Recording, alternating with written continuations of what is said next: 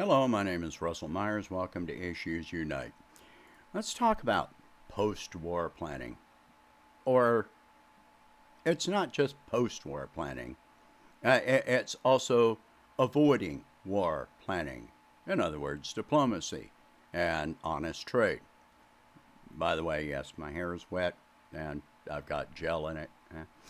Oh, I also have to apologize. My last video, the audio, I took a listen to it. The audio is not great. I'm going to have to work on that.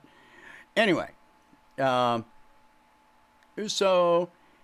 when you take a look at what different countries are doing, let's take a look at number one at Russia and what Russia is doing as a means of post-war planning, even during war planning for their economy. Russia is expanding production not just of military equipment. They've expanded production of aircraft. And actually, Putin was highly disparaging of publicly of his transportation secretary, minister, whatever his title is there, because Putin had told him, look, we really should be using Russian-built aircraft and expand the production of Russian civilian aircraft, which Russia does produce civilian aircraft, and they're reliable and well built. I don't think they build anything currently as large as a 747 or, but they have a history of building, very good aircraft in general, and they have in the past, under the USSR, they built some massive aircraft. That technology is still there, and Russia has a better educational system, on average than the United States or most Western countries, honestly. So they're able to do that. Companies that have left Russia, there were automobiles that were produced in Russia under contract with Western car companies. Well, they exited out. Russia just took over the companies. So they're building automobiles and trucks and so forth, and they don't have to import very many of the raw materials needed to do this. So they have expanded auto production, vehicle production exponentially. They're signing more and more trade deals all the time. I think the BRICS summit is due to occur tomorrow, as of the time I'm recording this. So the Russian economy is literally expanding. They are going to have more GDP growth this year. People keep talking about the ruble against the dollar, which has declined for various reasons, but it always declines around this time of year for various reasons. I'm not going to go into a full analysis there, but what Russia doesn't really want a weak ruble, but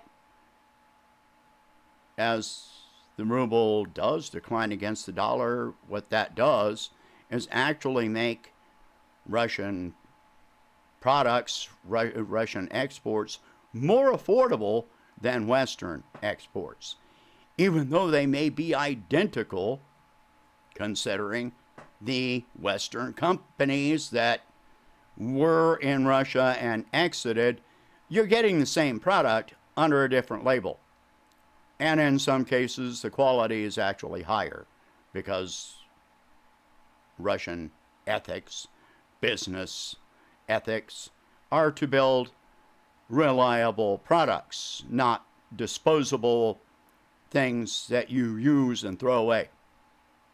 So Russia is planning ahead toward the end of this conflict, and no matter how long it takes for this conflict to end.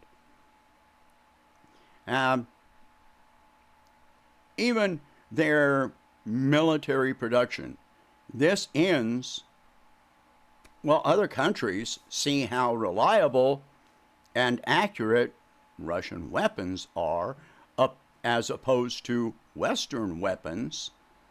So more countries are going to want to buy Russian weapons,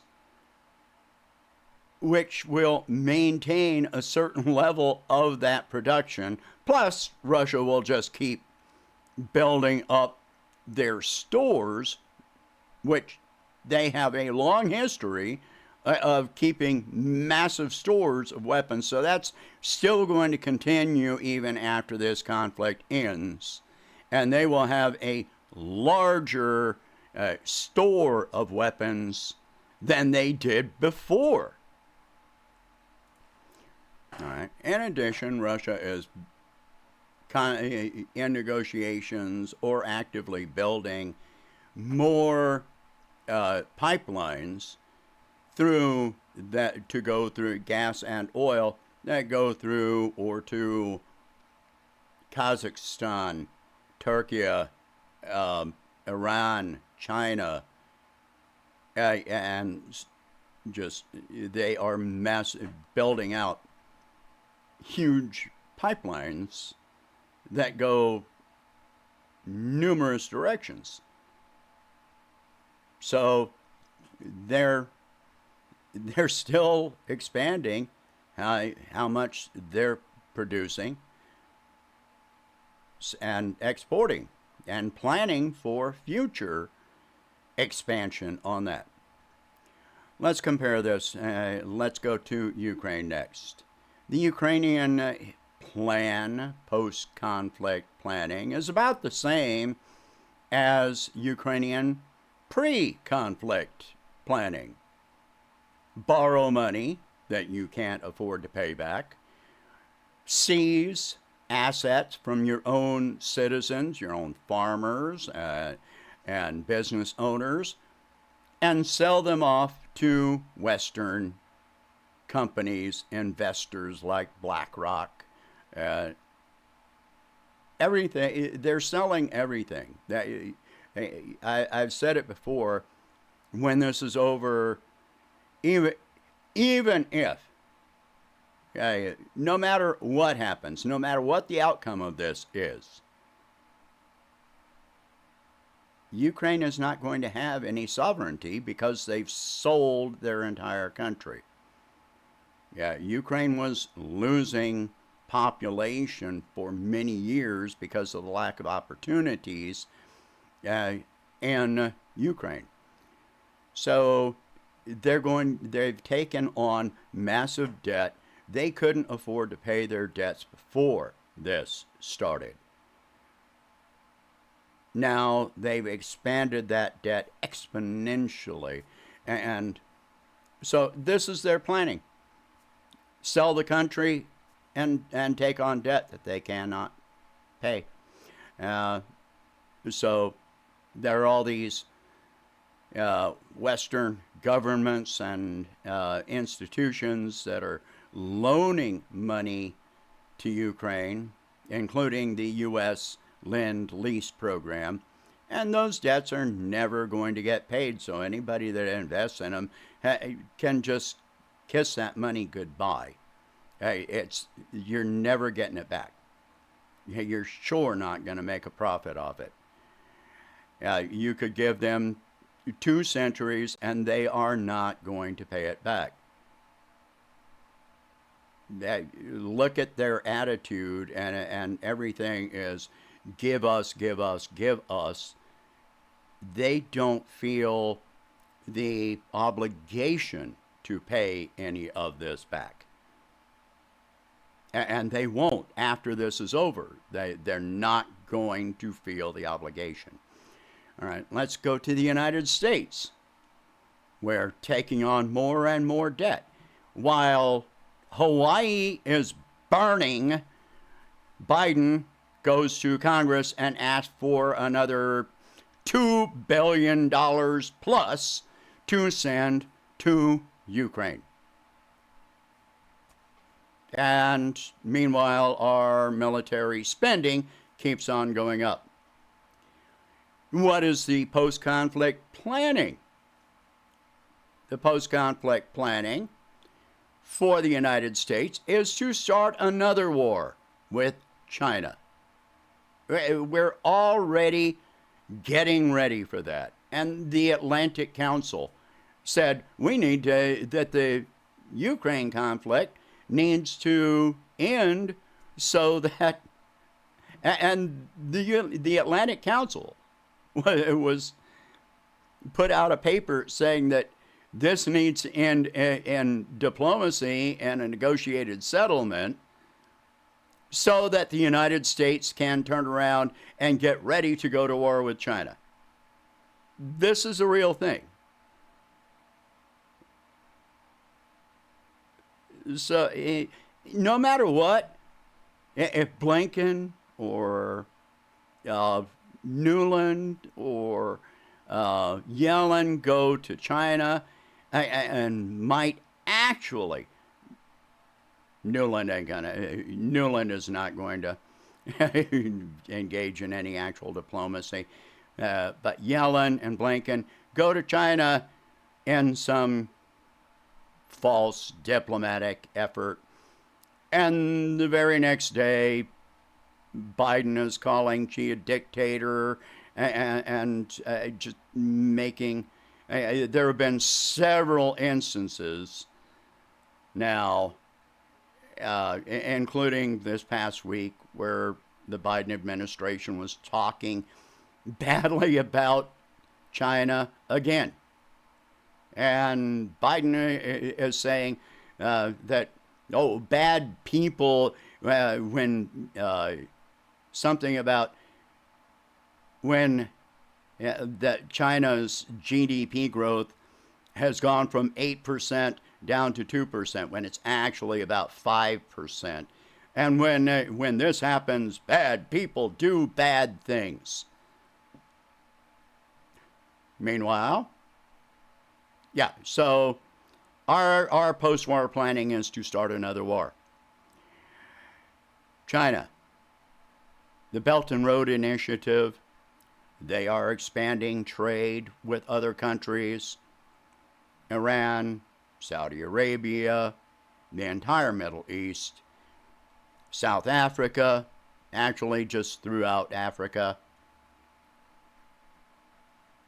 Pakistan, India, and on. They are expanding this. Again, the BRICS summit is this week, I think tomorrow.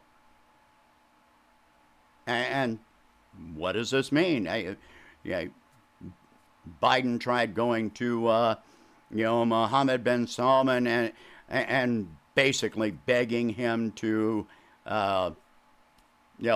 use only dollars for oil, because Saudi Arabia is selling oil to China, their biggest customer, in yuan. And made the offer that we will build a nuclear power plant for them. Well, Russia already made a bid to build a nuclear power plant, and it doesn't come with any political preconditions for this to happen.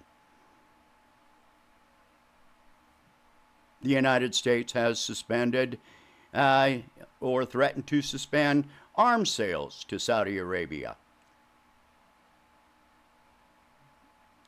So Saudi Arabia, it's highly unlikely they're going to and engage, and stop selling oil in yuan because the West can't be trusted. The West is moving more toward green energy. China is too, but but they're still going to be a reliable business partner for decades. And China and Saudi Arabia signed a 50-year deal on oil. 50 years. The United States goes month by month. Keep in mind, the United States is not part of BRICS or BRICS Plus, which virtually every oil-producing country is a member except for the United States. So, yeah, there's our post-war planning. You can continue on through different countries, but you can see how this is playing out. The United States cannot threaten all of these countries anymore, and the more that they trade with each other in native currencies, local currencies, the yuan, the Saudi rial, the Russian ruble, the Indian rupee, all of this trade happening in other currencies. I am not saying that the dollar or a system, the dollar reserve system, is going to collapse overnight. It's not going to happen overnight. It's going to take time, but it's already happening. The writing is on the wall.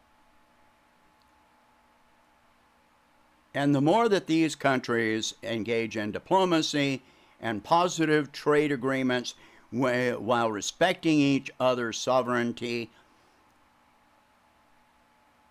which is what the standards of the BRICS alliance is, then there's no reason for them to go to war.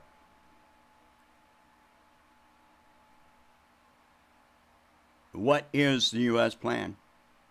We don't have one except to keep building up our own debt and trying to impose more debt on other countries, trying to maintain our hegemony. It's not going to work.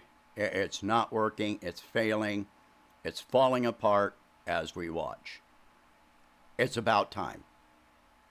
Share this video. Talk about these subjects. If you can afford it, please donate whatever you can to help expand this channel and my presidential campaign, and I will catch you in the next one. Thank you for watching. Hope you have a good day.